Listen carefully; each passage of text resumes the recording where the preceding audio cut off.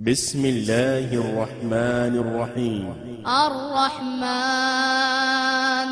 علم القرآن خلق الإنسان علمه البيان الشمس والقمر بحسبان والنجم والشجر يسجدان والسماء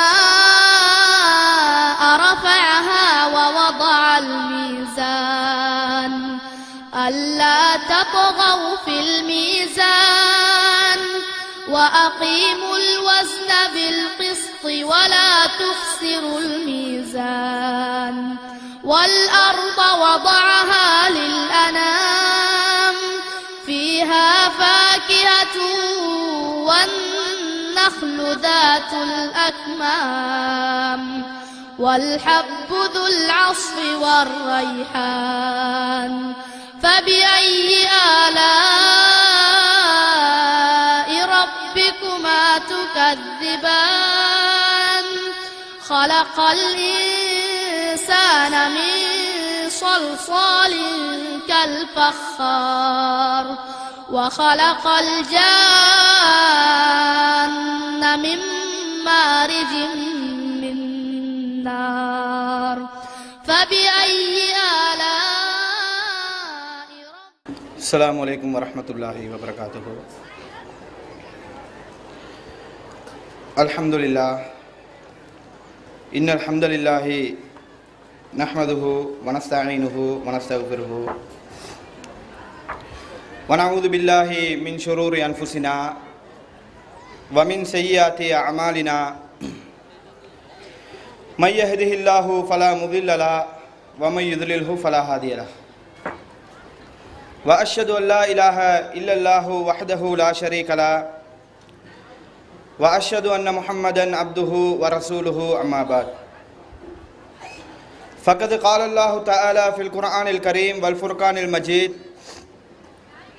يا أيها الذين آمنوا اتقوا الله حق تقاته ولا تموتن إلا وأنتم مسلمون وقال نبينا صلى الله عليه وسلم إن أصدق الحديث كتاب الله وأحسن الهدي هدي محمد وشر الأمور محدثاتها وكل محدثة بدعة وكل بدعة ضلالة وكل ضلالة في النار. புகழனைத்தும் ஏகவல்லவனாகிய அல்லாஹ் ஒருவனுக்கே. அல்லாஹ்வுடைய சாந்தியும் சமாதானமும் நம் உயிரை விட மேலாக மதிக்கக்கூடிய கண்மணி நாயகம் ஸல்லல்லாஹு அலைஹி வஸல்லம் அவர்கள் மீதும் அவர்களை பின்பற்றி வாழ்ந்த உத்தம சத்திய சஹாபாக்கள் சஹாபிய பெண்மணிகள் குறிப்பாக இங்கு இருக்கக்கூடிய நம் அனைவர் மீதும் என்றென்றும் நின்று நிலவட்டுமாக. அல்லாஹ்வின் மாபெரும் கிருபையினால் மாபெரும் குடும்பவியல் மாநாட்டில் நாம் அனைவரும் திரளாக குழுவி இருக்கிறோம். இந்த நேரத்தில் குழந்தை வளர்ப்பு சம்பந்தமான ஒரு தலைப்பு எனக்கு வழங்கப்பட்டுள்ளது. இந்த தலைப்பை பொறுத்த மாத்திரத்தில் பல கோணத்தில் பல தகவல்களை சொல்ல முடியும் என்றாலும் குழந்தை வளர்ப்பு சம்பந்தமாக ஏராளமான தகவல்களை பல கோணத்தில் சொல்ல முடியுமாக இருந்தாலும் இந்த தலைப்பில் முக்கியமாக என்ன விஷயத்தை சொல்ல போகிறோம் என்று சொன்னால், ஒரு குழந்தை பிறந்ததிலிருந்து அந்த குழந்தைக்கு செய்ய வேண்டிய சட்ட திட்டங்கள் என்ன, எந்த அடிப்படையில் அந்த குழந்தையை வளர்க்க வேண்டும் என்று இஸ்லாம் நமக்கு சொல்லக்கூடிய சட்ட திட்டங்களை அடிப்படையாக வைத்துத்தான் இந்த தலைப்பு வழங்கப்பட்டிருக்கிறது.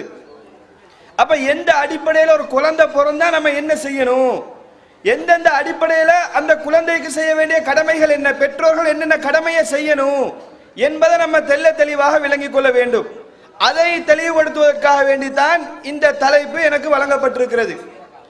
அப்ப அன்புக்குரிய அல்லாஹ்வின் நல்லடியார்களே, குழந்தை வளர்ப்பதற்குரிய சட்டங்களை அறிவதற்கு முன்னாடி நம்முடைய சமூகத்தில் நம்ம விளங்கிக் கொள்ள வேண்டிய ஒரு முக்கியமான விஷயம் இருக்குது. என்னன்னு கேட்டா, குழந்தை இல்லாதவர்கள் அதிகமான மக்கள் நம்மில் இருப்பாங்க. திருமணமாகியும் பல வருடங்கள் ஆனதுக்கு பின்னாடியும் குழந்தை பாக்கியம் இல்லாதவர்கள் நம்மில் சிலர் இருப்பாங்க. இவர்களுக்கு இஸ்லாம் சொல்லக்கூடிய அறிவுரை என்ன, இவர்கள் அதை எப்படி பார்க்க வேண்டும் என்பதை முதலில் விளங்கிக் கொள்ள வேண்டும். ஏன்னா எனக்கு அதிகமான குடும்பங்கள்ல தலாக் வரைக்கும் பிரச்சனை போய் நிக்குதுன்னு சொன்னா பிரச்சனையாகி தலாக் வரைக்கும் போகும். காரணம் என்னன்னு கேட்டா குழந்தை இல்லை, குழந்தை இல்லாதனால தலாக் வரைக்கும் பிரச்சனை செல்லக்கூடிய நிலைமை நம்ம பார்க்கலாம். அப்ப இப்படிப்பட்டவர்களுக்கு இஸ்லாம் சொல்லக்கூடிய அறிவுரை என்ன என்பதை முதலில் நாம் விளங்கிக் கொள்ள வேண்டும். அல்லாஹ் இந்த உலகத்தில் நம்மை படைத்திருக்கிறான் என்று சொன்னா எதுக்காக வேண்டி? ஒரு சோதனை களமாகத்தான் அல்லாஹ் படைத்திருக்கிறான். அல்லாஹ் திருமறை குர்ஆன்ல சொல்லி காட்டுறான், அல்லதி ஹலக்கல் மௌத வல் ஹயாத லியபுலுவக்கும் ஐயுக்கும் அஹ்சனு அமலா. இந்த வாழ்க்கையையும் மரணத்தையும் எதற்காக வேண்டி படைச்சிருக்கிறேன் என்று சொன்னா உங்கள யாரு நல்ல காரியம் பண்றாங்க என்பதை செக் பண்றதுக்கு, சோதிக்கிறதுக்காக வேண்டி தான் அல்லாஹ் இந்த உலகத்துல நம்மளை படைச்சிருக்கிறான் என்று அல்லாஹ் சொல்லி காட்டுறான். அப்ப இந்த உலகம் என்பது நமக்கு ஒரு சோதனை களம். இதுல நமக்கு பல கட்டங்கள்ல சோதனை வரும். அந்த சோதனைகள்ல நம்ம பாஸ் ஆகணும். சோதனைகள் வரும்போது மார்க்கத்துக்கு முரணான காரியத்துல நம்ம ஈடுபட்டு விட கூடாது. அப்ப இந்த உலகத்துல பல சோதனைகள் பல கட்டங்களாக வரும்போது அதை பொறுத்து கொண்டோம் என்று சொன்னால் வபஷிரி சாபிரீன், அல்லாஹ் சொல்றான் பொறுமையாளர்களுக்கு நற்செய்தி சொல்வீராக. பொறுமை அல்லாஹ் தரக்கூடிய அந்த சோதனையை நாம் ஏற்றுக்கொண்டோம் என்று சொன்னால் அதற்கு அல்லாஹ் மறுமையில் பரிசாக அல்லாஹ் நமக்கு சொர்க்கத்தை வழங்குவான். இது மாதிரி துன்பங்கள் நமக்கு ஏற்படும் போது, கஷ்டங்கள் ஏற்படும் போது நம்ம பொறுத்து கொள்ள வேண்டும். அல்லாஹ்வுடைய தூதர் ஸல்லல்லாஹு அலைஹி வஸல்லம் அவர்கள் சொல்கிறார்கள், மை யுரீதுல்லாஹு பிஹி கைரன் யுஸிப் மின்ஹு. அல்லாஹ் யாருக்கு நல்லது நாடுறானோ அவனுக்கு சோதனை ஏற்படுத்துவான். ஒரு அடியானுக்கு அல்லாஹ் நல்லதை நாடி இருக்கிறான் என்று சொன்னா அவனுக்கு சோதனைகளை பல கட்டங்கள் அல்லாஹ் கொடுப்பான். அந்த சோதனைகளை நாம் பொறுத்து கொள்ள வேண்டும். அல்லாஹ்வுடைய தூதர் இன்னொரு சந்தர்ப்பத்தில் சொல்லும்போது சொல்றாங்க, அஜபல்லி அம்ரில் முஃமினீன், மூமின்களுடைய காரியங்கள் எனக்கு ஆச்சரியம் அளிக்கிறது. அஜபல்லி அம்ரில் முஃமினீன் இன்ன அம்ரஹு குல்லுஹு கைருன். மூமின்களுடைய காரியங்கள் எனக்கு ஆச்சரியம் அளிக்கிறது, அவன் என்னத்தை செஞ்சாலும் அது நல்லதாக இருக்குது. இது மூமின்களை தவிர வேறு யாருக்கும் ஏற்படுவது கிடையாது. அல்லாஹ்வுடைய தூதர் சொல்றாங்க. என்ன அந்த அளவுக்கு காரியம்? எதை செஞ்சாலும் அவனுக்கு நல்லதாக அமைகிற அளவுக்கு என்ன காரியம் என்று சொன்னா அல்லாஹ்வுடைய தூதர் ஸல்லல்லாஹு அலைஹி வஸல்லம் சொல்றாங்க, அவனுக்கு ஒரு சந்தோஷமான காரியம் ஏற்பட்டது என்று சொன்னா ஷக்கர, அவன் அல்லாஹ்வுக்கு நன்றி செலுத்துகிறான். மூமின்கள் எப்படி இருப்பாங்களா?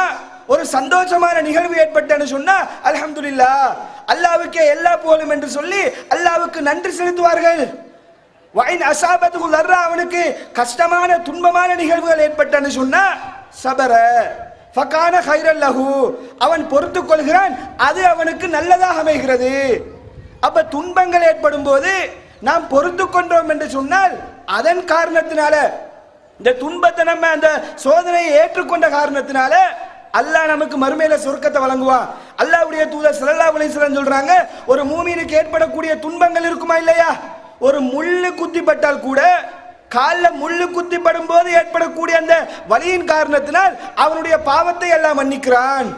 உள்ளத்தில் ஏற்படக்கூடிய அந்த கவலைகளுக்கு, மனக்கவலைகளுக்கு அல்லாஹ் பரிசாக எதை கொடுக்கிறான் என்று சொன்னா நம்முடைய பாவத்தை எல்லாம் மன்னிக்கிறான். அப்ப அல்லாஹ் நமக்கு மறுமையில சொர்க்கத்தை வழங்குவான். அப்ப குழந்தை இல்லாதவர்கள் தளர்ந்து விடக்கூடாது. ஏடா இப்படி ஆயிடுச்சு, இந்த சோதனையை நம்ம பொறுமையாக ஏற்றுக்கொண்டோம் என்று சொன்னா இதுல ஏதாச்சும் நல்லது இருக்கும், இதுல நமக்கு ஒரு ஹைர் இருக்கும் என்று பொறுத்து கொண்டோம் என்று சொன்னால் அதன் காரணத்தினால் அல்லாஹ் நமக்கு மறுமையில சொர்க்கத்தை கொடுப்பான். பொறுமையா இருக்கிறேன்னு சொல்லி சும்மா இருக்கவும் கூடாது. அல்லாஹ் என்ன சொல்றான்னு கேட்டா, இப்படிப்பட்டவர் அல்லாஹ்விடத்துல துஆ கேட்கவும் வேணும். அல்லாஹ்விடத்துல துஆ கேட்டு, யா அல்லாஹ் எனக்கு குழந்தையை தா. நம்பிக்கை இழந்து விடவே கூடாது.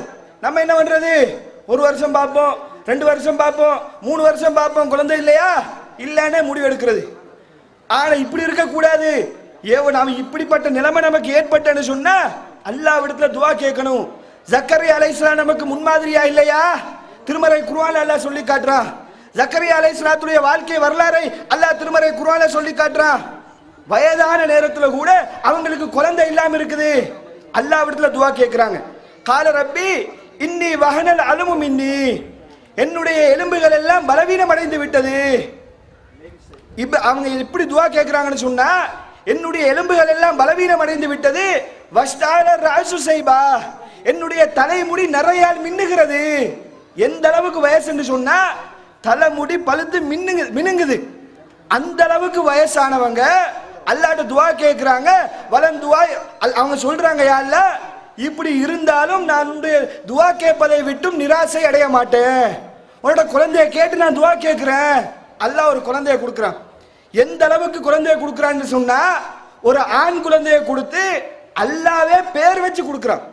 யஹ்யா என்று சொல்லி அல்லாவே பேர் வச்சு ஒரு ஆண் குழந்தையை கொடுக்கக்கூடிய அளவுக்கு அவர்களுடைய துஆ அல்லாஹ்விடத்தில் ஈடுபட்டு இருக்குது. அப்ப இந்த நம்பிக்கை நமக்கு வரணும். ஜக்கரியா அலைஹிஸ்ஸலாத்துக்கு குழந்தையை கொடுத்த அல்லாஹ் நமக்கும் கண்டிப்பா கொடுப்பான் என்ற நம்பிக்கையோடு அல்லாஹ்விடத்தில் துஆ கேட்கணும். நம்பிக்கையோடு துஆ கேட்டோம் என்று சொன்னா நிச்சயமா அல்லாஹ் அதுக்குரிய கூலியை நமக்கு கொடுப்பான். அப்ப இதை ஃபர்ஸ்ட் நாங்க மனதில் பதிய வைத்துக் கொள்ள வேண்டும். அடுத்து, இது குழந்தை இல்லாதவர்கள் பொறுத்து கொண்டாங்கன்னு சொன்னா அவர்களுக்கு மறுமையில சொர்க்கம் பரிசாக கிடைக்கும். இது ஃபர்ஸ்ட் தாவல்.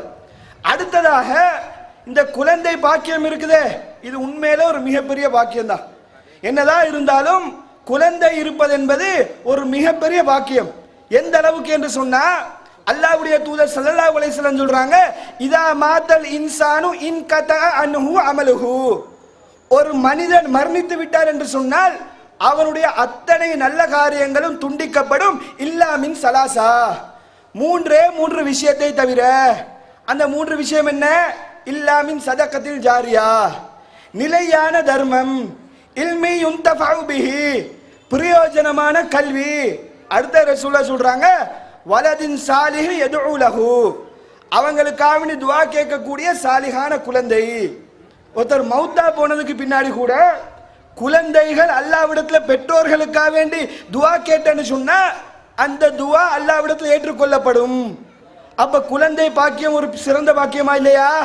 நம்ம மௌத்தா போனதுக்கு பின்னாடியும் குழந்தைகள் நமக்கு துஆ கேட்டேன்னு சொன்னா அல்லாஹ்விடத்துல அதுக்குரிய கூலி வழங்கப்படும்.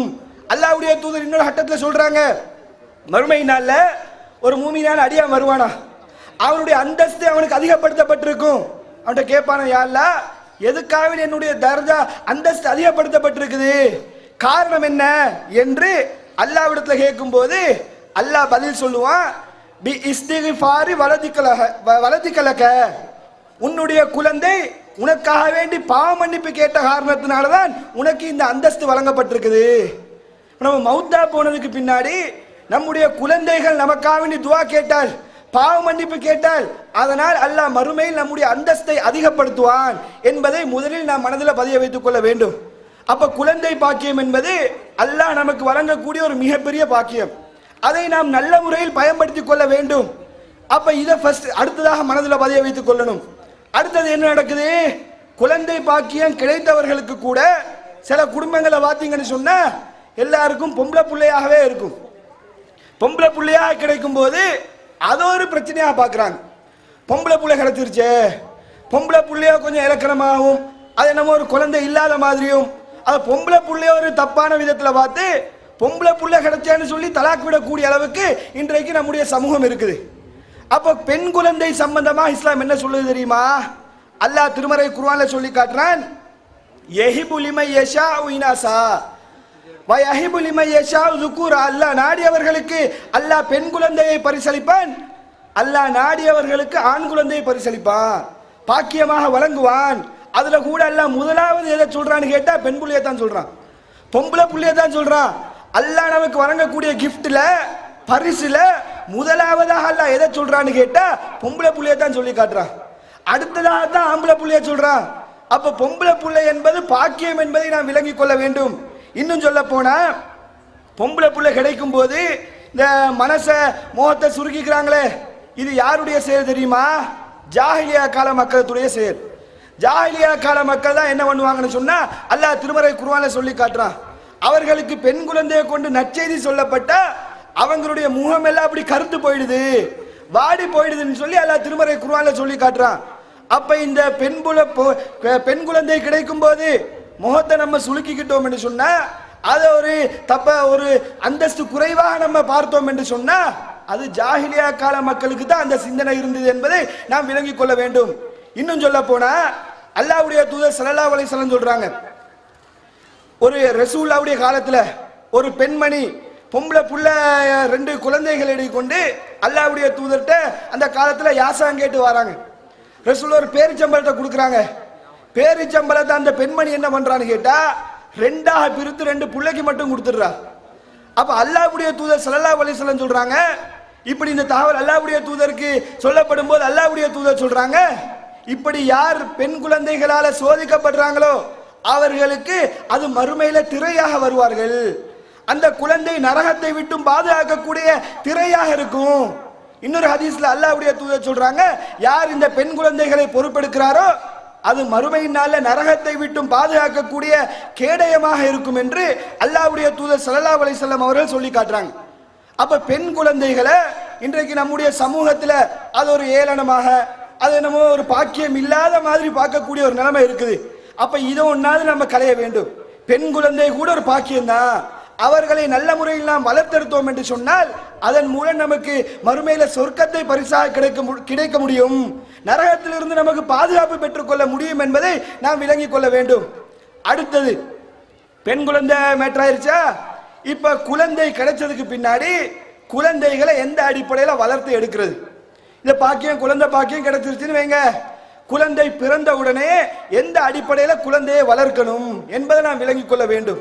ஏன்னா அல்லாஹ்வுடைய தூதர் ஸல்லல்லாஹு அலைஹி வஸல்லம் சொல்றாங்க, குல்லு மௌலுதின் யூலது அலா ஃபித்ரா, ஒவ்வொரு குழந்தையும் பிறக்கும் போது அது இயற்கையான மார்க்கத்தில் தான் பிறக்கிறது. ஏகத்துவ கொள்கையில சரியான மார்க்கத்தில் தான் ஒவ்வொரு குழந்தைகளும் பிறக்கிறாங்க. அவங்கள நெருப்பு வணங்கிகளாகவும் யகூதிகளாகவும் நசாரானிகள் அதாவது யூத கிறிஸ்தவர்களாக மாற்றுவது பெற்றோர்கள் தான் அல்லாஹ்வுடைய தூதர் சொல்றாங்க. அப்ப குழந்தைகளை நல்ல முறையில வளர்க்கக்கூடிய பொறுப்பு பெற்றோர்களுக்கு இருக்குது. அந்த புள்ள எல்லா குழந்தைகளும் பிறக்கும் போது இயற்கையான மார்க்கத்தில் தான் இருக்கிறாங்க, இஸ்லாமிய மார்க்கத்தில் தான் பிறக்கிறார்கள். அப்ப அதை நல்ல முறையில நம்ம வார்த்தெடுக்க வேண்டும், சரியான முறையில் வளர்த்தெடுக்க வேண்டும். ஆனா இன்றைக்கு நம்முடைய சமூகத்துல ஆரம்பமே எப்படி இருக்குது? ஒரு குழந்தை கிடைச்சதுன்னு சொன்னா ஆரம்பமே பிதத்துல தான் ஆரம்பமாகுது. அல்லாஹ்வுடைய தூதர் எந்த வழிமுறைகளை காட்டி தந்தாங்களோ அதையெல்லாம் தூக்கி எறிந்து விட்டு அதற்கு மாற்றமான வழிமுறையில தான் இன்றைக்கு குழந்தை பிறந்த உடனே ஸ்டார்ட் பண்றாங்க. குழந்தையை வளர்க்க ஆரம்பிக்கிறதே பிதத்தான நிலைமையில தான். என்ன அல்லாஹ்வுடைய தூதர் ஸல்லல்லாஹு அலைஹி வஸல்லம் அவர்கள் கடுமையாக எச்சரிக்கக்கூடிய விஷயம் தான் பிதத்ன்றது. அல்லாஹ்வுடைய தூதர் எந்த அளவுக்கு சொல்றாங்கன்னு கேட்டா, ஈயாக்கும் வ முஹ்தஸாத்தில் உமூர், மார்க்கத்தில் புதிதான காரியங்களை விட்டும் உங்களை நான் எச்சரிக்கிறேன். குல்லு முஹ்தஸத்தின் பித்ஆ, மார்க்கத்தில் புதிதாக உருவாக்கக்கூடிய அத்தனை காரியங்களும் பிதஅத்து. வகுல்லு பிதஅத்தின் லலாலா, இந்த பிதஅத்துக்கள் அனைத்தும் வழிகேடு. வகுல்லு லலாலத்தின் ஃபின்னார், இந்த பிதஅத்துக்கள் அனைத்தும் வழிகேடு, இந்த வழிகேடுகள் உங்களை நரகத்தில் கொண்டு போய் சேர்க்கும். இந்த மார்க்கம் என்ற பெயர்ல ஒவ்வொரு கட்டத்திலும் செய்யக்கூடிய அனாச்சாரங்கள் இருக்குதே, இந்த பிதஅத்தான காரியங்கள் இருக்குதே, நம்ம நினைச்சிடக்கூட நல்ல விஷயம் தானே, நல்லதை தானே செய்கிறோம், இதில் என்ன தப்பு இருக்குதுன்னு யோசிக்க கூடாது. இது நம்மளை நரகத்தில் கொண்டு போய் சேர்க்கக்கூடிய அளவுக்கு ஒரு டேஞ்சரான பாவம்ன்றதை விளங்கிக் கொள்ளணும். எதுக்கு சொல்றேன்னு கேட்டா, நம்முடைய சமூகத்தில் குழந்தைய வளர்த்தெடுக்கிறதுக்கு முன்னாடி ஏராளமான பிதஅத்துக்கள் ஒவ்வொன்றா எடுத்து பாருங்க. ஒரு குழந்தை பிறந்த உடனே என்ன பண்றாங்க? முதல் சட்டமே ஹஜ்ரத் மார்ட்ட போய் கேட்டா என்ன சொல்லுவாங்கன்னு சொன்னா, காதுல பாங்கு சொல்லணும், வலது காதுல பாங்கும் இடது காதுல இக்காமத்தும் சொல்லணும். புள்ள பிறந்தோடனே செய்ய வேண்டிய வேலைன்னு சொல்லி கொடுப்பாங்க. அதுக்கு என்ன தத்துவம் வேற என்ன சொல்லுவாங்கன்னு கேட்டா, ஏன் தெரியுமா இப்படி பாங்கு இக்காமத் சொல்லணும்? குழந்தை பிறந்த உடனேயே முதல்ல அல்லாட பேரை தான் காதுல கேட்கணும், அதனாலதான் பாங்கு சொல்லணும் என்று சொல்லி தத்துவம் வேற சொல்லுவாங்க. எந்த பிள்ளை இந்த பாங்கு சொல்றதுக்கு முன்னாடியே வேற சத்தம் எல்லாம் ஹாஸ்பிட்டல்ல கேட்கத்தான் செய்யும். குழந்தை பிறந்த உடனே நேஸ்மார் பேசக்கூடிய சத்தம், டாக்டர்மார் பேசக்கூடிய சத்தத்தை ஆல்ரெடி அந்த புள்ள கேட்டுதான் இருக்கும். அங்க முதல்ல அல்லாஹ்வுடைய வார்த்தையை தான் காதுல ஒலிக்க செய்யணும்னு சொல்றது பச்சை போய், மார்க்கத்தில் எந்த ஆதாரமும் கிடையாது. இப்படி ஒரு தத்துவம். அப்ப ஃபர்ஸ்ட் நம்ம என்ன விளங்கணும்னு கேட்டா, ஒரு குழந்தை பிறந்த உடனே காதுல ஒரு காதுல பாங்கு, மற்ற காதுல இகாமத் சொல்லுவது நபி வழிக்கு மாற்றமானது. அல்லாஹ்வுடைய தூதர் இப்படி ஒரு வழிமுறையை நமக்கு கற்றுத்தரவில்லை. குழந்தை பிறந்தா இப்படி பாங்கு சொல்லணும் என்று சொல்லி எங்கேயுமே ரசூலுல்லாஹ் சொல்லல. ஆதாரபூர்வமான எந்த ஹதீஸும் கிடையாது. ஆனா இன்னைக்கு செஞ்சு கொண்டிருக்கிறாங்க. இன்னும் சொல்ல போனா இன்னும் எப்படி எல்லாம் இதுக்கு தத்துவம் சொல்லுவாங்கன்னு கேட்டா, எதுக்கு தெரியுமா இந்த பாங்கு இகாமத் சொல்றாங்க? ஹஜ்ரத்மார் விளக்குறாங்களாம். என்ன காரணம்னு கேட்டா, இங்க பாத்தீங்களா, மௌத்தா போனதுக்கு பின்னாடி ஜனாசா தொழுகை நடத்துவாங்க. ஜனாசா தொழுகையில அதனாலதான் பாங்கும் கிடையாது இகாமத்தும் கிடையாது. எதனாலயா? புள்ள பிறந்தோடனே அங்க காதுல பாங்கு இகாமத் சொல்லிட்டாங்களே, அதனால மௌத்தா போனதுக்கு பின்னாடி அடக்கம் செய்யும் போது பாங்கு இகாமத் தேவை கிடையாது, நம்ம வாட்டுக்கு ஜனாசா தொழுகை தொழுதுட வேண்டியதான். இதுக்கு காரணம் அதுதான் என்று சொல்லி இப்படி முடிச்சு போடுறத பார்க்கலாம். இப்படி எல்லாம் தத்துவம் சொல்லி தெரிஞ்சு கொண்டிருக்கிறாங்க. இப்ப இது எல்லாம் மார்க்கத்துக்கு அப்பட்டமா எதிரான காரியம். இந்த தத்துவம் கூட போலியான தத்துவம். நான் கேட்கிறேன், சரி இதுக்கு தான் ஜனாசா தொழுகைக்கு புள்ள பிறந்த உடனே வலது காதுல பாங்கு இடது காதுல இகாமத் சொல்றதுனாலதான் ஜனாசா தொழுகைக்கு பாங்கும் இகாமத்தும் இல்லை என்று சொன்னா, இஸ்லாத்துக்கு வந்து சேர்றாங்களே அவங்க நிலைமை என்ன? இஸ்லாத்துக்கு வந்த உடனே ஒருத்தர் 30 வருஷத்துல இஸ்லாத்துக்கு வராரு, அவரை கூப்பிட்டு வச்சு காதுல பாங்க இகாமத்னு சொல்லியா இஸ்லாத்துக்கு எடுக்கிறீங்க? கிடையாது. அப்ப இஸ்லாத்துக்கு வந்து அதை மட்டும் ஏத்துக்குவாங்களா, அல்லது அவங்க மௌத்தா போறேன்னு சொன்னா பாங்க இகாமத் சொல்லி தான் தொலை வைப்பாங்களா? எதுவும் கிடையாது. அப்ப இதுக்கு எந்த காரணமும் இல்லை. அப்ப இந்த வழிமுறை அல்லாஹ்வுடைய தூதர் காட்டி தரவும் இல்லை. அப்ப நம்முடைய சமூகத்தில் என்ன வழக்கம் இருக்குதுன்னு சொன்னா, பாங்கி இகாமத் புள்ள பிறந்தோன்னு இந்த மாதிரி ஒரு பிதத்தை செய்யறாங்க. இது மார்க்கத்துக்கு முரணானது என்பதை முதல்ல விளங்கிக் கொள்ள வேண்டும். அடுத்தது, குழந்தை பிறந்த உடனே செய்ய வேண்டிய சட்டம் என்ன அப்படின்னு சொன்னா, இந்த பேர் வைக்கிற சமாச்சாரம். புள்ள பிறந்தேன்னு சொன்னா பேர் வைக்கணும். ஒரு பேரை, அழகான பேரை செலக்ட் பண்ணி பேர் வைக்கக்கூடிய ஒரு விஷயம் இருக்குது. இது சம்பந்தமான சில சட்டத்திட்டங்களை நம்ம தெரிஞ்சு கொள்ளணும். ஏன்னு கேட்டா, பேர் வைக்கிற முதலாவது பேரை எப்ப வைக்கணும் அப்படின்னு சொல்லி கேட்டா, ஹதீஸ்களை நம்ம பார்க்கலாம். 7வது நாள் பேர் வைக்க வேண்டும், 7வது நாள் பேர் வைக்கப்பட வேண்டும் என்று சொல்லி ஹதீஸ்கள் இருக்குது. இன்னும் சில ஹதீஸ் எப்படி வருதுன்னு கேட்டா, 7வது நாள் பேர் வைக்கணும்னு ஹதீஸ்ல இருக்குது. குழந்தை பிறந்த உடனே பேர் வச்சதுக்கும் ஆதாரம் இருக்குது. அப்ப பேர் வைக்கக்கூடிய டைம் எப்பன்னு சொன்னா, மார்க்க அடிப்படையில புள்ள பிறந்த உடனே தாராளமாக பேர் வைக்கலாம். பிறந்து 2வது நாள் பேர் வைக்கலாம், 3வது நாள் பேர் வைக்கலாம். மிஞ்சி மிஞ்சி போனா 7வது நாள் வரைக்கும் பேர் வைக்கலாம். மேக்சிமமா நீங்க உங்க குழந்தைகளுக்கு பேர் வைக்கிறதுக்காக எடுக்கக்கூடிய டைம் எதுன்னு சொன்னா, புள்ள பிறந்து 7வது நாள் வரைக்கும் தான். அது வரைக்கும் தான் பேர் வைக்கிறதுக்காக டைம் எடுக்கலாமே தவிர அதை தாண்டி எடுக்கக்கூடாது. ஆனா நீங்க நம்முடைய சமூகத்தில் பார்த்தீங்கன்னு சொன்னா, பேர் வைக்கிறது எப்ப? அதுக்கு 40 ஃபாத்தியா 40ன்னு சொல்லி ஒன்று வச்சு அந்த டைம்ல தான் பேர் வைப்பாங்க.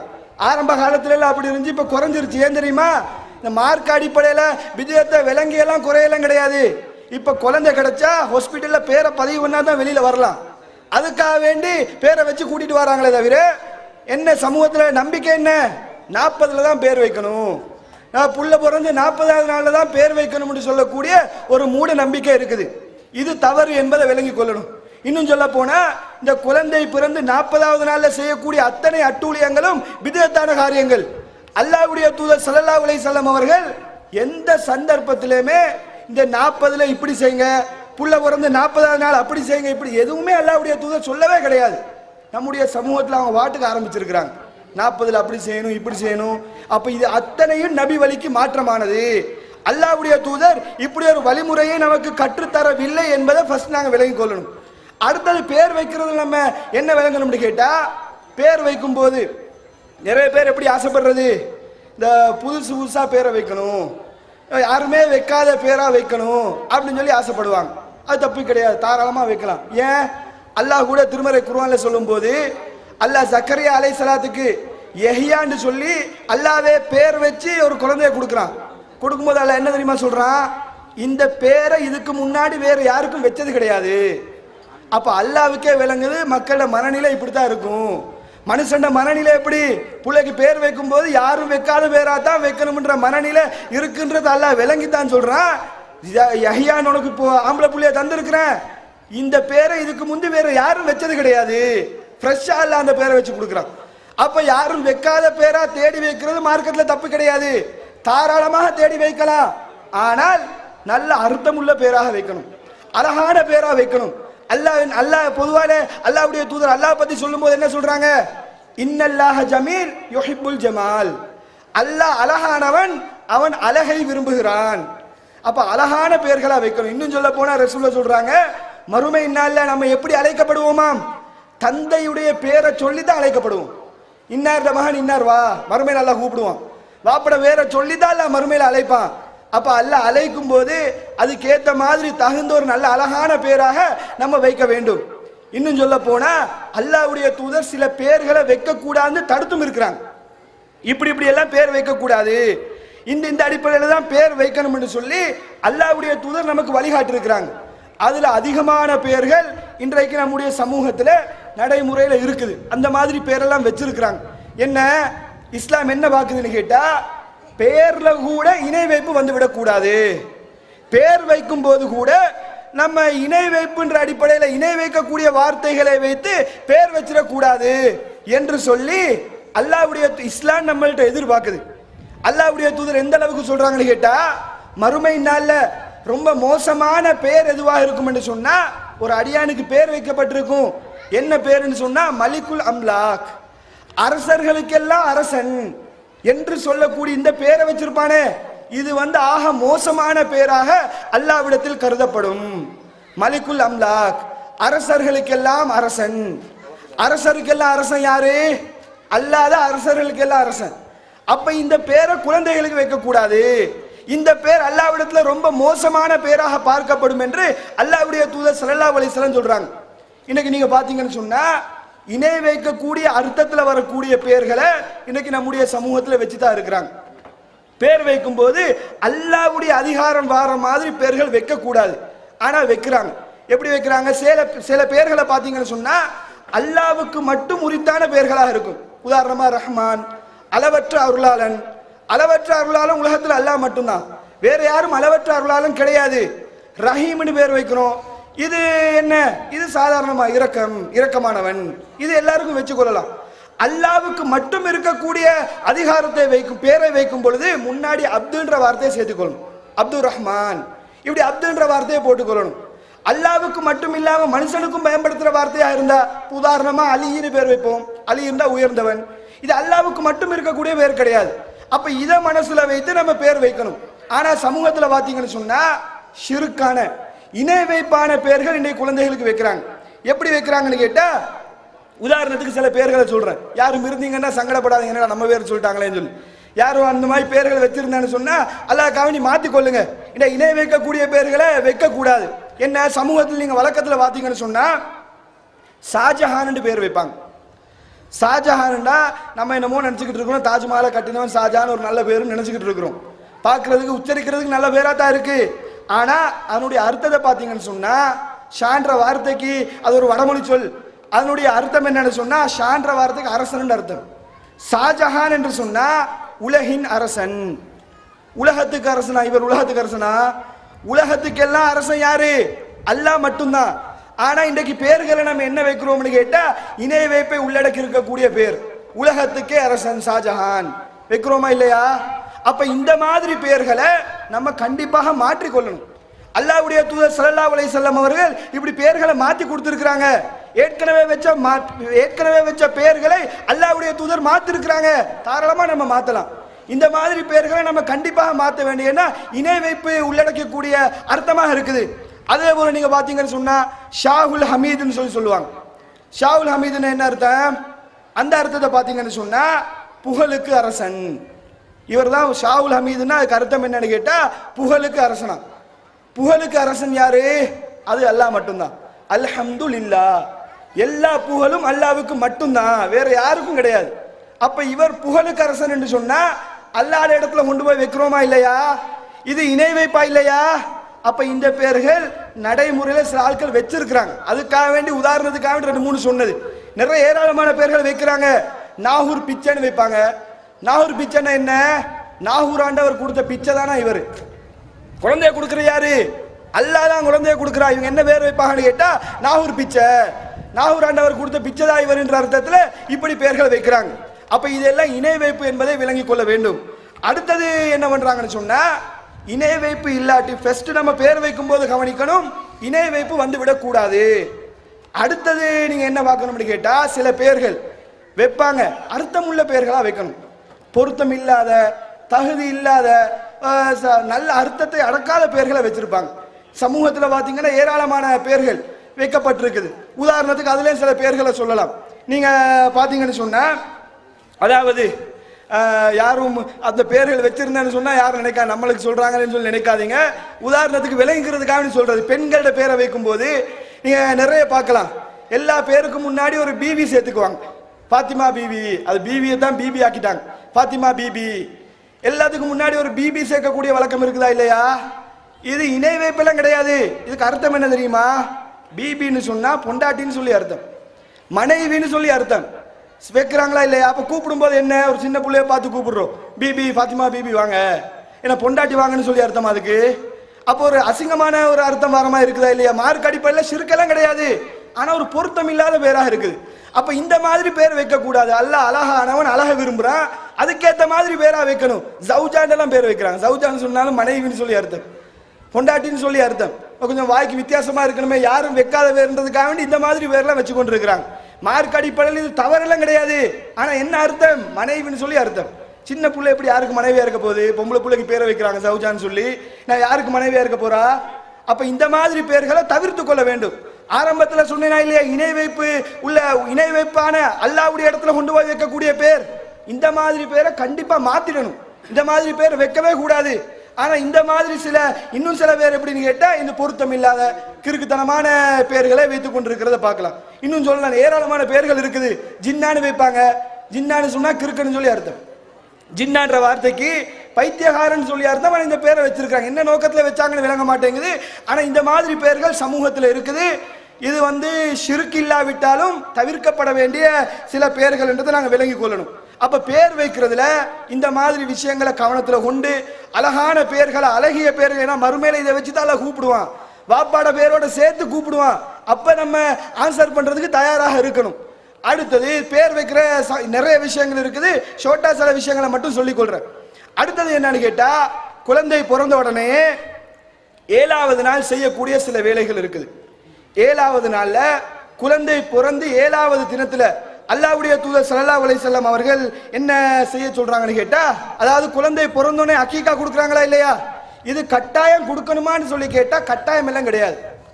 அல்லாஹ்வுடைய தூதர் ஸல்லல்லாஹு அலைஹி வஸல்லம் அவங்க சொல்லி காட்டுறாங்க, மன் அஹப்ப மின்கும் ஐ யன்சுக அன் வலதி, உங்களோட பிள்ளைக்காக வேண்டி, குழந்தைக்காக வேண்டி நீங்க குர்பான் என்ற அந்த அக்கீகா என்ற இபாதத்தை நீங்க செய்ய ஆசைப்பட்டீங்கன்னு சொன்னா ஃபல்யஃபல், அப்படியே செஞ்சு கொள்ளுங்க.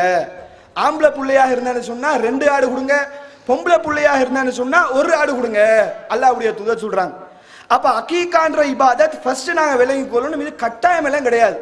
நிறைய பேர் என்ன நினைக்கிறாங்கன்னு சொன்னா, குழந்தை பிறந்தா கண்டிப்பா கொடுத்துதான் ஆகணும், கொடுக்காட்டி அதை தப்புமாய் விளங்குறாங்க.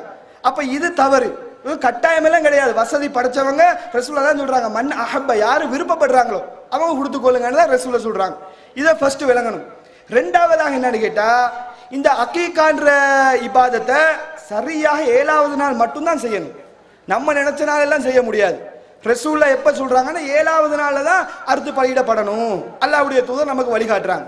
ஆனா சமூகத்தில் என்ன வழக்கம் இருக்குதுன்னு கேட்டா, அக்கீகா 7வது நாள்ல அக்கீகா கொடுக்கறதுக்கு வசதி இருக்காது.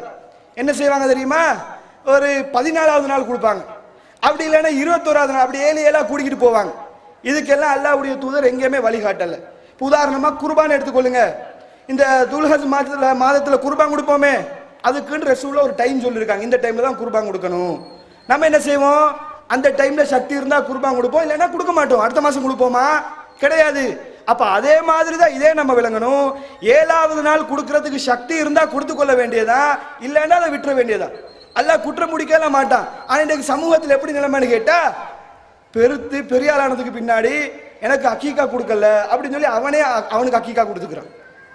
இந்த மாதிரி நிலைமையெல்லாம் சமூகத்தில் இருக்குது. அவங்களுக்கு அவங்களே அக்கீகா கொடுக்கக்கூடிய நிலைமை.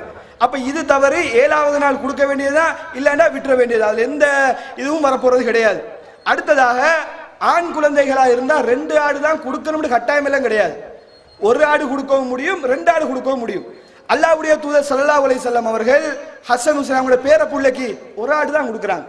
அல்லாஹ்வுடைய தூதர் ஒரு ஆடை கொடுத்து தான் அந்த அக்கீகான்ற வணக்கத்தை நிறைவேற்றுகிறார்கள். அப்ப 2 தான் கொடுக்கணும்னு எந்த கட்டாயமும் கிடையாது, வேணும்னா கொடுத்து கொள்ளலாம்.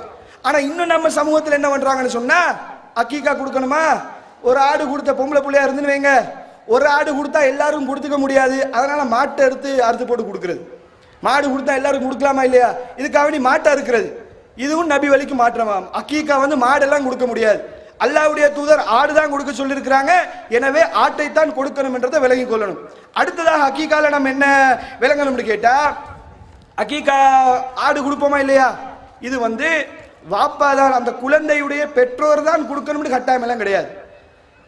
அதாவது அந்த குழந்தையோட வாப்பாவோ உம்மாவோ தான் அக்கீகா கொடுக்கணும் எல்லாம் கிடையாது. ரசூலுல்லாஹ் என்ன சொல்றாங்கன்னு கேட்டா, ஒரு ஆடு அறுக்கப்படணும், ஆம்பளை புள்ளைன்னா 2 ஆடு அறுக்கப்படணும், யாரா இருந்தாலும் அதை கொடுத்துட்டு போயிடலாம். அந்த புள்ளையோட பேர்ல அக்கீகா கொடுக்குறேன்னு சொல்லி தாராளமாக கொடுக்கலாம். இன்னும் சொல்ல போனா அந்த மாமனார் கூட கொடுக்கலாம். இந்த திருமணம்னு போனீங்கன்னு சொன்னா இந்த பெண்ணிட்டு விருந்தெல்லாம் நடக்குதா இல்லையா, என்ன கேட்டா சொல்றது, சந்தோஷத்துக்கு கொடுக்க கூடாதா, சந்தோஷத்துக்கு தான் நாங்கள் சாப்பாடு கொடுக்குறோம். ரசூலுல்லாஹ் அந்த சாப்பாடு இஸ்லாம் தவிர்க்கிறது கூடாதுன்னு சொல்லுது. ஆனா இந்த சாப்பாடு கூடும். இந்த சாப்பாட்டை வேணும்னா சந்தோஷமா கொடுத்து கொள்ளுங்க, மருமானு கஷ்டம் வைக்க கூடாது அப்படின்னு நினைச்சீங்கன்னு சொன்னா மாமாமார் தாராளமா கொடுக்கலாம். ஏன்னா அல்லாஹ்வுடைய தூதர் தான் பேரப்புள்ள அக்கீகா கொடுக்குறாங்க. ஃபாத்திமா நாயிட குழந்தைக்கு ரசூலுல்லாஹ் அக்கீகா கொடுக்குறாங்களே, அவங்க யாரு, ரசூலுல்லாஹ் அலி அவங்களுடைய மாமனார் அக்கீகா கொடுக்குறாங்களே. அப்ப இந்த அக்கீகாவை தாராளமாக மாமனார் கொடுக்க முடியும். அதுக்காக மாமனார் தான் கொடுக்கணும் கட்டாயமெல்லாம் கிடையாது. அது ஒரு விதத்தை மாற்றிடக்கூடாது, மாமனார் தான் கொடுக்கணும்ன்ற ஆக்கிடக்கூடாது. தாராளமாக விரும்பினேன்னு சொன்னா அவங்க கொடுக்கலாம், விரும்பினேன்னு சொன்னா பெற்றோர்கள் கொடுக்க முடியும். ஆடு அறுக்கப்படணும்ன்றத மேட்டர்ன்றதை விளங்கி கொள்ள வேண்டும். அடுத்ததாக 7வது நாள் அடுத்தது நம்ம என்ன செய்யணும்னு கேட்டா, இந்த தலைமுடிய வலிப்பாங்க. ரசூலுல்லாஹ் சொல்றாங்க முடிய வலிக்க சொல்லி அல்லாஹ்வுடைய தூதர் சொல்றாங்க. குழந்தையிட முடிய வலிக்கிறது நபி வழி. ஆனா சமூகத்தில் என்ன பண்ணுவாங்கன்னு சொன்னா, 7வது நாள் முடிய வலிச்சுட்டு அதுல அந்த எடைக்கு ஏற்ற அளவு தங்கம் அல்லது வெள்ளி தர்மமா கொடுப்பாங்க.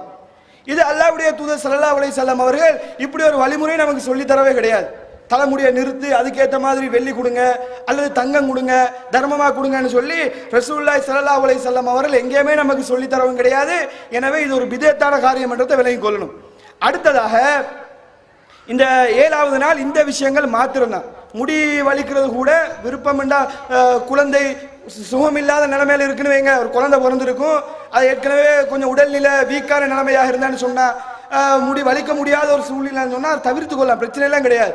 பண்ணித்தான் ஆகணும்னு கட்டாயம் எல்லாம் கிடையாது. அப்ப இதை நாங்க விலகி கொள்ளணும். இது இல்லாம வேற எந்த இதுவும் மார்க்கத்துல கிடையாது. 7வது நாள் செய்யறதுக்கு எந்த வழிமுறையும் அல்லாஹ்வுடைய தூதர் ஸல்லல்லாஹு அலைஹி வஸல்லம் காட்டி தரவே கிடையாது. ஆனா சமூகத்துல எந்த அளவுக்கு பண்றாங்க, ஒரு குழந்தை பிறந்தேன்னு சொன்னா அந்த புள்ள கொஞ்சம் வளர்ந்து வளர்ந்து ஒவ்வொரு ஸ்டெப்பாக ஒவ்வொரு பிது, அந்த புள்ள தெரியாம கையை தட்டினா முடிஞ்சிருச்சு, அதுக்கு ஒரு பணியாரத்தை சுட்டு கொடுக்கக்கூடிய நிலைமை, கை தட்டுருச்சு அல்லது குழந்தை முகத்தாக்க போட்டுருச்சு, அதுக்கு பணியாரத்தை சுட்டு ஊரெல்லாம் பங்கெடுக்கக்கூடிய நிலைமை. அப்ப இப்படி ஏராளமான விதத்தை எதை எடுத்தாலும் லாஸ்ட்டுக்கு பணியாரத்தில் நிற்கிறது. இந்த மாதிரி தர்மத்தை கொடுக்கக்கூடிய, நாங்க சந்தோஷத்துக்கு கொடுக்குறோம், புள்ள முகத்தாக்க போட்டு அப்படி ஒரு நிலைமை, கையை தட்டினா இந்த நிலைமை. அப்ப இதெல்லாம் அல்லாஹ்வுடைய தூதர் ஸல்லல்லாஹு அலைஹி வஸல்லம் அவர்கள் எங்கேயுமே கற்றுத்தரவில்லை. இப்படி ஒரு நிலைமை இஸ்லாம் சொல்லி தரலன்றதை விலகி கொள்ளணும். அடுத்ததாக குழந்தைகளுக்கு செய்யக்கூடிய வேலை என்னன்னு சொன்னா, ஹத்னா செய்யக்கூடிய ஒரு சுன்னத்து இருக்குது. ஹத்னா சுன்னத்து எடுக்கிறேன்னு சொல்லுவோமா இல்லையா, இதை பொறுத்த மட்டும் இது ஆண்களுக்கு மாத்திரம்தான் செய்யப்படணும். இது 7வது நாள் அல்ல 40 தான் செய்யணும், 40வது நாள்ல தான் செய்யணும் எந்த நிபந்தனையும் கிடையாது. அது அந்த குழந்தைக்கு செய்யறது எப்ப ஆரோக்கியமாக இருக்குதோ அந்த டைம்ல செஞ்சு கொள்ள வேண்டியதான். அப்ப அதை கவனத்தில் கொள்ளணும். பெண்களுக்கு ஹத்னான்றது இஸ்லாத்துல கிடையாது. இதை நம்முடைய சில மார்க்க அறிஞர்கள் தவறாக விளங்கி இதை சட்டமா சொல்லி பெண்கள் ஹத்னா எல்லாம் செஞ்சு கொண்டிருக்கிறாங்க. இது மார்க்கத்துல கூடாது, இஸ்லாத்துல இல்லை, ஆண்களுக்கு மாத்திரம் தான் அந்த ஹத்னா இருக்குது. இது இப்ராஹிம் நபியுடைய காலம் முதற்கொண்டு அந்த காலத்திலிருந்து ஃபாலோ பண்ணி கொண்டு வரப்பட்ட ஒரு சுன்னத்துன்றதை விளங்கிக் கொள்ளும். இதுல ஏராளமான நன்மைகளும் இருக்குது, சயின்டிபிக்கலா ஏராளமான நன்மைகளும் இருக்குது. அதை பத்தி நான் சொல்ல வரல, சட்டத்தை மாத்திரம் விளங்கிக் கொள்ளுங்க. நான் நிறைய விஷயங்கள் சொல்ல இருக்கிறதுனால சட்டத்தை மாத்திரம் மனதில் பதிய வைத்துக் கொள்ள வேண்டும். அடுத்ததாக என்ன செய்வாங்கன்னு சொன்னா, இந்த குழந்தை அப்படியே வளர்ந்து கொண்டு வரக்கூடிய நிலைமையில குழந்தைகள் பருவ வயதை அடைந்து விட்டால், பெண் குழந்தைகள் பருவ வயதை அடைஞ்சு விட்டா என்ன செய்வாங்கன்னு சொன்னா, அதுக்கு ஒரு ஃபங்க்ஷன் எடுப்பாங்க. ஏராளமான ஃபங்க்ஷன், ஒரு புள்ள ஒவ்வொரு ஸ்டெப்பா தான் சொல்றேன், ஒவ்வொரு ஸ்டெப்பா வரும்போது ஏராளமான பிதத்தான காரியங்கள், அனாச்சாரமான காரியங்களை செய்து கொண்டிருப்பதை பார்க்கலாம். அதுக்கு ஒரு ஃபங்க்ஷன் வச்சு அதுக்கும் என்ன செய்வாங்கன்னு சொன்னா, வயசுக்கு வந்தேன்னு சொன்னா அதுக்கு ஒரு விருந்து கொடுக்கிறது அல்லது அதுக்கு பரிகாரம் சுட்டு கொடுக்கிறது, இப்படி ஏராளமான விதத்தான காரியங்களை செஞ்சு கொண்டிருக்கிறாங்க. இதெல்லாம் ஜாஹிலியா காலத்து மக்களுடைய பழக்கம். அல்லாஹ்வுடைய தூதர் ஸல்லல்லாஹு அலைஹி வஸல்லம் இப்படி ஒரு மார்க்கத்தை நமக்கு சொல்லி தரவே இல்லை.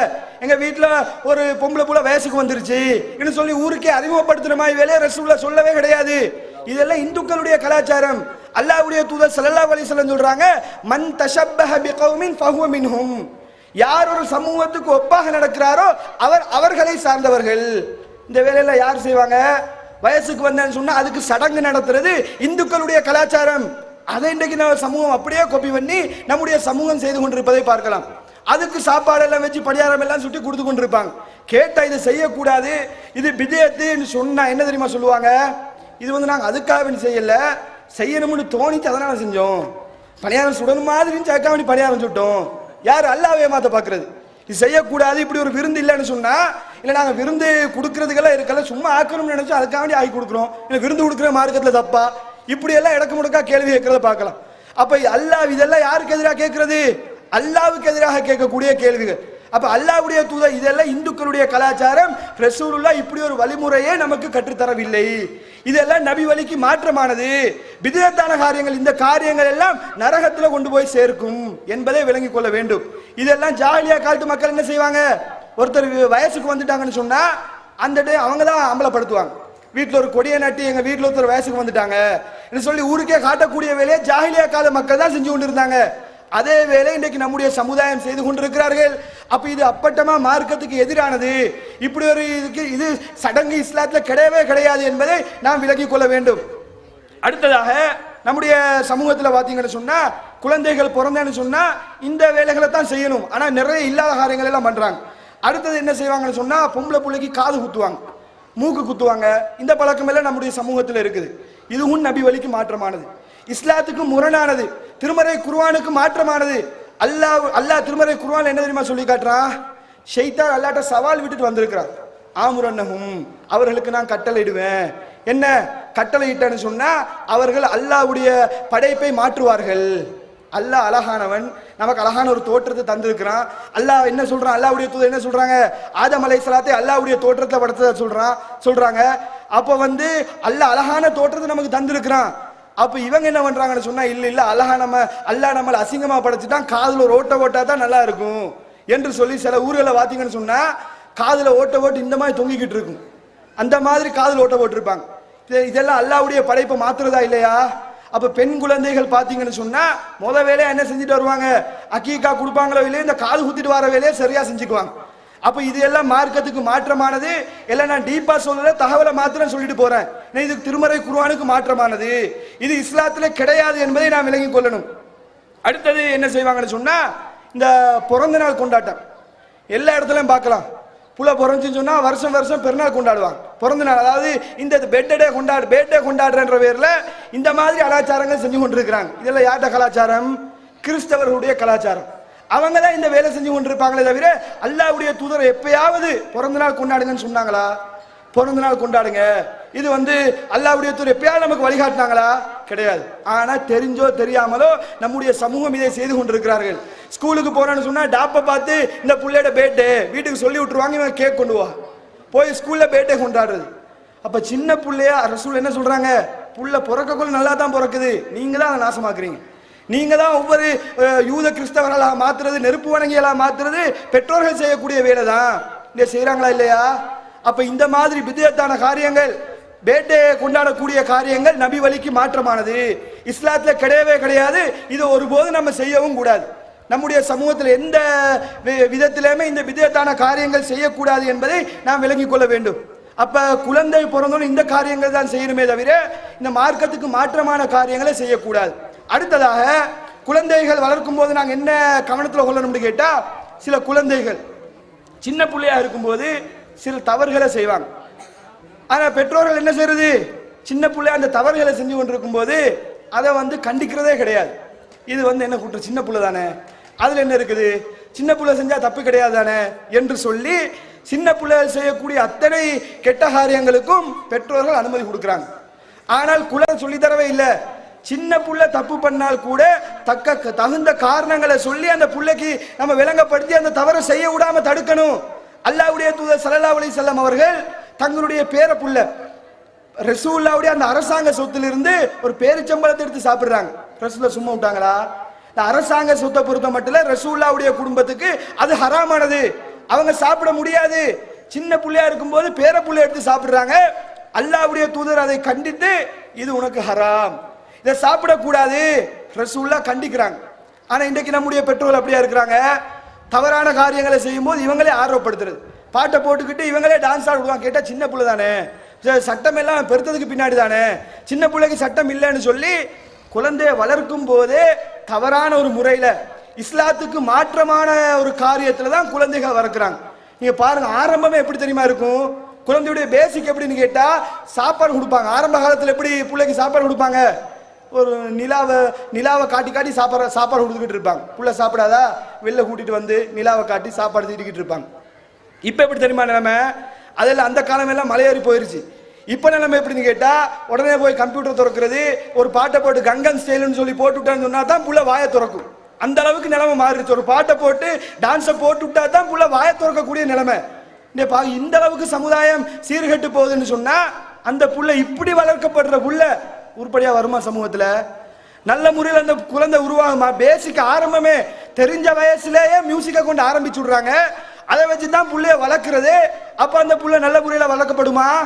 அப்ப இது தவறு. இது அப்ப குழந்தைகளை வளர்க்கும் போது ஆரம்பமே சரியாக இருக்க வேண்டும். ஆரம்பம் பிள்ளையா இருந்தேன்னு சொன்னா அதுக்கு பின்னாடி வரக்கூடிய எல்லாமே பிள்ளையா தான் இருக்கும். அப்ப ஆரம்பத்திலே கோட்டு விட்டு பின்னாடி கவலைப்படுறது, இப்படி பண்ணிட்டோமே இந்த புள்ள உருப்படாம இருக்கிறானே என்று பின்னாடி யோசிக்கக்கூடிய நிலைமையை பார்க்கலாம். அப்ப இது தவறு என்பதை நாம் விளங்கிக் கொள்ள வேண்டும். அடுத்தது, குழந்தைகளை வளர்க்கும் போது பெற்றோர்கள் நிறைய விஷயத்தை கவனத்தில் கொள்ளணும். ஏராளமான தகவல்கள் இருந்தாலும் சில அடிப்படையான தகவல்களை மாத்திரம் சொல்றேன். புள்ளைய வளர்க்கும் போது நீங்க பாத்தீங்கன்னு சொன்னா எந்த அளவுக்கு இருக்கும்னா, ஒரு புள்ள படிக்கிற வயசு வந்தேன்னு வைங்க, படிப்புல கொஞ்சம் ஏதாச்சும் கோளாறு இருக்குன்னு வைங்க, முன்ன பின்ன கோளாறா இருக்கும். எல்லாருமே நல்லா படிக்க முடியாது, எல்லாரும் நல்லா படிச்சு எல்லாரும் டாக்டர் ஆனா யாரு பேஷண்ட் ஆகுறது? அப்போ ஒவ்வொரு புள்ளைக்கு ஒவ்வொரு தராதரத்தை எல்லாம் கொடுத்துருப்பான். எல்லாருமே டாக்டர் ஆக முடியாது, எல்லாருமே இன்ஜினியர் ஆக முடியாது, ஒவ்வொருத்தருக்கு எல்லாம் ஒவ்வொரு தகுதியை கொடுத்துருப்பான். அதுக்கேற்ற மாதிரி தான் அந்த குழந்தைகள் இருக்கும். பெற்றோர்கள் என்ன பண்றதுன்னு கேட்டா ஆரம்பத்தில் இருந்தே நீ டாக்டர் ஆகித்தான் ஆகணும், இன்ஜினியர் ஆகித்தான் ஆகணும், அவங்க விருப்பத்துக்கு ஏற்ற மாதிரி புள்ள வரணும்னு சொல்லி எதிர்பார்க்கிறது. அதுக்கு மாற்றமா போறேன்னு சொன்னா என்ன, குழந்தைகளை சபிக்கிறது. உன்னை நம்பி படிக்க வச்சு எந்த பிரயோஜனமும் கிடையாது, உனக்காக நீ சல்லி செலவழிச்சு எந்த பிரயோஜனமும் கிடையாதுன்னு சொல்லி ஒரு புள்ளைய மட்டம் தட்டுறது, ஒரு புள்ளைய தூக்கி பிடிக்கிறது. ஒரே வீட்டுல ரெண்டு புள்ள, ஒண்ணு கொஞ்சம் நல்லா படிக்கும், ஒண்ணு நல்லா படிக்கலன்னு வைங்க, படிக்கிற புள்ளைய தூக்கி வச்சுக்கிறது, படிக்காத புள்ளைய அப்படியே உதவாக்கறன்னு சொல்லி ஒதுக்கி விடுறது. இப்படி நடந்தா, இந்த விதத்தில் நடந்து கொண்டா புள்ளை எப்படி உருப்படியா வருமா? குழந்தைகளுக்கு மத்தியில் இப்படி பாரபட்சம் காட்டினோம் என்று சொன்னா குழந்தை நல்ல முறையில் வளர்க்கப்படுமா? அல்லாஹ்வே திருமறை குர்ஆன்ல என்ன சொல்லி காட்டுறான், இஅ்திலு பைன அவுலாதிக்கும், உங்களுடைய குழந்தைகளுக்கு மத்தியில நீங்க நீதம் செலுத்துங்க, நீதமாக நடந்து கொள்ளுங்க என்று சொல்லி அல்லாஹ் சொல்லி காட்டுறான். அப்ப நீதமில்லாத விதத்துல பெற்றோர்கள் அந்த புள்ள வளரும் போது உருப்படாம தான் இருப்பான். அவன் பாப்பா என்னடா இந்த புள்ளைக்கு மட்டும்தானே, எல்லாரும் இருக்கக்கூடிய பெரிய ஒரு பிரச்சனை அதுதான். ஒரு பக்கத்து வீட்டுல ஒரு புள்ள நல்லா படிச்சிருச்சுன்னு வைங்க, முடிஞ்சிருச்சு. இவன் இவங்க வீட்டுல உருப்படியா இருக்க முடியாது. எப்ப பார்த்தாலும் என்ன சொல்ற, அவனை போல படி, அவனை பாத்தியா ஒன்னாமால் வந்துட்டான், இவனை நீ உனக்கு ஏன் படிக்க முடியாது, அவனை சொல்லி சொல்லியே இவனை திட்டுறதை பார்க்கலாம். அந்த புள்ள தேவையில்லாம இவனுக்கு எதிரியா இருக்கும். அவனை கண்டாலும் இவனுக்கு கோபம், என்னடா ஒன்னா நீ படிக்கிறதுனால தான் எனக்கு பிரச்சனையா இருக்குது என்று யோசிக்கக்கூடிய அளவுக்கு பெற்றோர்கள் நடந்து கொள்றாங்க. அப்போ அந்த மாதிரி ஒரு நாள் நடந்து கொள்ளக்கூடாது. அல்லாஹ்வுடைய தூதர் இப்படி வழிகாட்டினாங்களா? ரசூலுல்லாஹ் தங்களுடைய சஹாபாக்களை வார்த்தெடுக்கும் பொழுது எப்படி பழகினாங்க? ஒவ்வொருத்தரும் ஒவ்வொரு கேரக்டர்ல இருந்தாங்க. இவரை போலதான் இவர் இருக்குன்னு ரசூல் எதிர்பார்த்தாங்களா? உமர் அலி எப்ப பார்த்தாலும் வாள் எடுத்துக்கிட்டு வருவாரு. ரசூலுல்லாஹ் சொன்னாங்களா, என்னப்பா உஸ்மான பாரு எவ்வளவு வெக்கமா இருக்கிறாரு, இது மாதிரி இருங்கன்னு சொல்லி ரசூலுல்லாஹ் சொன்னாங்களா? உஸ்மான் அலி எப்ப பார்த்தாலும் வெக்கப்பட்டுக்கிட்டு இருப்பாரு, என்னப்பா உமரை போல இருங்கன்னு சொல்லி ரசூலுல்லாஹ் சொன்னாங்களா? யார் யார் எந்தெந்த கேரக்டர்ல இருந்தாங்களோ அதுக்கேற்ற மாதிரி வார்த்தை எடுத்தாங்க. உமர் அலி இப்படி இருக்கிறாங்களா, அதுக்கேற்ற மாதிரி ரசூலுல்லாஹ் வார்த்தை எடுத்தாங்க.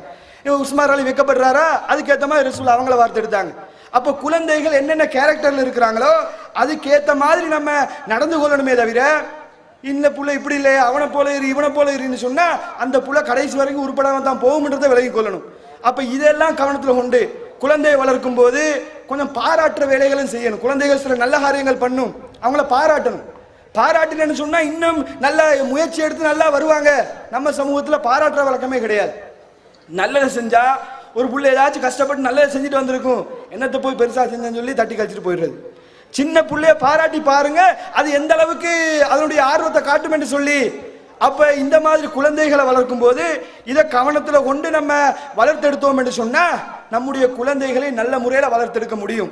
அப்படி இல்லையா அந்த விதத்துல நம்ம நீதமாக நடக்காமல் குழந்தைகளுக்கு மத்தியில பாரபட்சத்தை காட்டி நம்ம வளர்த்தோம் என்று சொன்னா அந்த குழந்தைகள் கடைசி வரைக்கும் உருப்படாம போகும்ன்றதை விளங்கிக் கொள்ளணும். அப்ப இறுதியாக அல்லாஹ்வுடைய ஒரு தகவலை மாத்திரம் கூறி நிறைவு செய்கிறேன். அல்லாஹ்வுடைய தூதர் ஸல்லல்லாஹு அலைஹி வஸல்லம் அவர்கள் பெற்றோர்களிடத்திலிருந்து என்ன எதிர்பார்க்கிறாங்கன்னு சொன்னா அவங்க மரணிக்கக்கூடிய நிலைமையில பெற்றோர்கள் மரணிக்கக்கூடிய நிலைமைகளை குழந்தைகளை தன்னிறைவு படைத்தவர்களாக பொருளாதார வசதியை சேர்த்து வைக்கிறத இஸ்லாம் விரும்பத்தான் செய்யுது. தர்மம் பண்றன்ற பேர்ல சொத்தை பூரா தூக்கி கொடுங்கன்னு சொல்லி இஸ்லாம் சொல்லவே இல்லை. உன்னோட குழந்தைகளும் இருக்குது. வசியத்து பண்ண போறேன்ற பேர்ல டோட்டல் சொத்தை தூக்கி அள்ளி கொடுங்கன்னு சொல்லி இஸ்லாம் சொல்லல. இஸ்லாம் என்ன சொல்லுது? வசியத்து பண்ண போறியா, அதுக்கு இஸ்லாம் ஒரு லிமிட்டை வைக்குது. சொத்தை பூரா கொடுத்துடாத, இவ்வளவு கொடுத்துடுன்னு சொல்லி இஸ்லாம் ஒரு லிமிட்டை சொல்லுது. மீதி யாருக்கு? அல்லாஹ்வுடைய தூதர் ஸல்லல்லாஹு அலைஹி வஸல்லம் சொல்றாங்க, உங்களுடைய குழந்தைகளை அடுத்தவர்கள்ட்ட கையேண்ட கூடிய நிலைமையில விட்டுட்டு போறதை விட தன்னிறைவு படைத்தவர்களாக விட்டுட்டு போகக்கூடியவர் தான் உங்கள சிறந்தவர். பெற்றோர்கள யாரு சிறந்தவங்கன்னு சொன்னா மௌத்தா போனதுக்கு பின்னாடி அடுத்தவன்ட்ட கையேந்த கூடிய நிலைமையில விட்டுட்டு போறாங்களே இவங்க சிறந்தவங்க கிடையாது. கையேந்தாம பெற்றோர்கள் மௌத்தா போனதுக்கு பின்னாடியும் தன்மானத்தோடு இருக்கக்கூடிய குழந்தைகளை உருவாக்க வேண்டும். நிறைய இடங்கள்ல பார்க்கலாம். பெற்றோர்கள் இருக்கும்போது நல்ல தன்மானத்தோட வசதியோடு இருப்பாங்க. பெற்றோர்கள் மௌத்தா போயிட்டாங்களா அவங்க கதை முடிஞ்சிருச்சு. அதோட அவங்க அடுத்தவங்கள்ட்ட கையேந்த கூடிய நிலைமை. சொல்லுவாங்க, உங்க வாப்பா எப்படி இருந்தாரு தெரியுமா சொல்லிக்குவாங்க. அடுத்தவன்ட்ட கையேந்தி வருவான், பேசிக்க எங்க வாப்பா இவ்வளவு பணக்காரரா இருந்தாரு, கோடீஸ்வரனா இருந்தாரு, மௌத்தா போனதுக்கு பின்னாடி இவரும் அப்படியே உருப்படாம போயிட்டாங்க. ஏன்? சொத்தை பூரா சரியா ஒன்னும் பிரிச்சு வைக்காம ஒன்னும் செய்யாம போற மார்க் அறிவு இல்லாத காரணத்தினால இந்த மாதிரி வேலைகள் நடந்து கொண்டிருக்குது. அப்ப என்ன பண்ணணும்னு கேட்டா குழந்தைகளை தன்னிறைவு படைத்தவர்களாக சொத்தை முன்கூட்டி எழுதி வச்சுட்டு போகணும்ன்றத சொல்லல. சொத்தை சேர்த்து வச்சுட்டு போற இஸ்லாம் விரும்புது. சேர்த்து வச்சுட்டு போனேன்னு சொன்னா மார்க் அடிப்படையில பின்னாடி பிரிச்சு எடுத்துக்கொள்வாங்க. அப்ப இந்த அடிப்படையில குழந்தைகளை வார்த்தெடுத்தோம் என்று சொன்னா வருங்கால சந்ததிகள் சிறு வயசுல நம்ம சரியா வச்சோம் வளர்த்தெடுத்தோம் என்று சொன்னால்தான் அதுதான் அதுக்கு பின்னாடி திருமணம் முடிக்க போகுது, அவங்க பெற்றோராக போறாங்க. அப்ப அந்த குடும்பமே சரியான முறையில் அமையும். பேசிக்க புள்ள பிறந்தத்திலிருந்தே விதயத்தில் ஆரம்பிச்சேன்னு சொன்னா எப்படி புள்ள உருப்படி ஆகும், எப்படி புள்ள நல்ல முறையில் வளர்க்கப்படும்? அதுக்கும் விதயத்து சாதாரணமா போயிடும். விதயத்தை செய்யாதடான்னு சொன்னா எங்க உமா அப்பா எதானே செஞ்சுக்கிட்டு இருந்தாங்கன்னு சொல்லி அதுவும் செய்யத்தான் போகும். அப்ப இதை நாங்க கவனத்துல கொண்டு இந்த மாதிரி வேலைகளை செய்யாமல் இஸ்லாம் நம்மிடத்துல என்ன எதிர்பார்க்குதோ அந்த வேலைகளை மாத்திரம் செய்து கொண்டு இஸ்லாம் சொல்லக்கூடிய சட்ட திட்டங்களை மாத்திரம் செய்து கொண்டு நம்ம மனசுக்கு நல்லதா இருக்குது, நல்லா தானே இருக்குது, ஃபாத்தியா தானே ஓதுறாங்க, 40 என்ன பெருசா நம்ம என்ன செய்ய போறோம், ஃபாத்தியா தானே ஓதுறோம்னு சொல்லி நினைக்க கூடாது. அல்லாஹ்வுடைய தூதர் ஒன்றும் செய்யலையா அதை நம்மளும் செய்யக்கூடாது. ரசூலுல்லாஹ் செய்யாததுல நமக்கு எந்த சம்பந்தமும் கிடையாது. அதை செஞ்சிட்டோம்னு சொன்னா நரகத்துக்கு போகக்கூடிய வழி. அல்லாஹ்வுடைய தூதர் எப்படி ஒவ்வொரு உரையிலும் எச்சரிக்கிறாங்களோ உங்க புதிதான காரியத்தை விட்டு உங்களை எச்சரிக்கிறேன், விதயத்துகள் வழிகேடு நரகத்துக்கு கொண்டு போய் சேர்க்கும்னு சொல்றாங்களே அதை நாங்க மனதில் பதிய வைத்துக் கொண்டு குழந்தைகள் பிறக்கும் போது அல்லாஹ்வுடைய தூதர் காட்டி தந்த அடிப்படையில் நம்முடைய செல்வங்களை வார்த்தெடுத்து மறுமையில வெற்றி பெறக்கூடிய நன்மக்களாக அல்லாஹ் உங்களே என்னை மாக்கியல்வானா என்று கூறி உரையை நிறைவு செய்கிறேன். வாஹிரு தாவானா அல்ஹம்துலில்லாஹ்.